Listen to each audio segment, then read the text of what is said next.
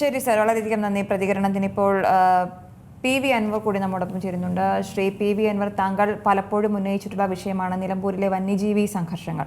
അതിൻ്റെ ഇപ്പോൾ ഏറ്റവും ഒടുവിലത്തെ ഒരു വേദനാജനകമായ സംഭവമായി ഒരു 15-കാരന് ജീവൻ നഷ്ടമായിട്ടുണ്ട്. താങ്കൾക്ക് എന്താണ് ഇതിൽ പറയാനുള്ളത്? ഇല്ല, ഇത് നമ്മൾ പറഞ്ഞുകൊണ്ടേയിരിക്കുന്ന കാര്യമാണല്ലോ. ഇത് തുടർന്നുകൊണ്ടേയിരിക്കും. മനുഷ്യർ മരിച്ചു വീണുകൊണ്ടേയിരിക്കും. പണ്ട് പറഞ്ഞതുപോലെ റോമ സാമ്രാജ്യം കത്തി നശിക്കുമ്പോൾ ചക്രവർത്തിമാർ വീണ വായിച്ചു എന്ന് പറയുന്ന ഭരണകൂടമാണ് ഇവിടെ ഉള്ളത്. അപ്പൊ ഇതിലപ്പുറമൊന്നും പ്രതീക്ഷിക്കേണ്ട.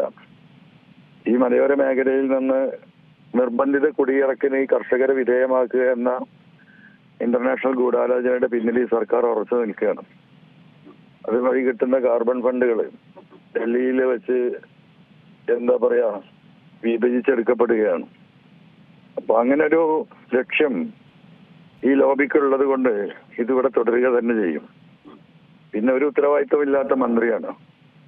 വയനാട്ടിലെ സഹോദരിയെ കടുവ പിടിച്ച് ജനങ്ങളും ഡിപ്പാർട്ട്മെന്റുകൾ തെരയുമ്പോ കോഴിക്കോട് കടപ്പുറത്ത് ഫാഷൻ ഷോയിൽ പോയി പാട്ടുപാടുന്ന മന്ത്രി ഈ നിയമചക്രവർത്തിമാരെ നമ്മൾ ഓർമ്മപ്പെടുത്തുകയാണ്. ഈ ഗവൺമെന്റിൽ നിന്നൊരു നീതിയും ഈ വിഷയത്തിൽ പ്രതീക്ഷിക്കുന്നില്ല. അതിനെതിരെ പോരാട്ടം നടത്തിയാണ് ഞാൻ ജയിലിൽ വരെ പോയത്. തെരഞ്ഞെടുപ്പ് ആയതുകൊണ്ട് കുറെ ആളുകൾ ഇപ്പൊ ഏറ്റെടുക്കുന്നുണ്ട്. ഇതുവരെ ആരും ഉണ്ടായിരുന്നില്ല. ഇതൊക്കെയാണ് ഇതിന്റെ നിജസ്ഥിതി. ഇത്രയ കാര്യത്തെ കുറിച്ച് പറയാനുള്ളൂ.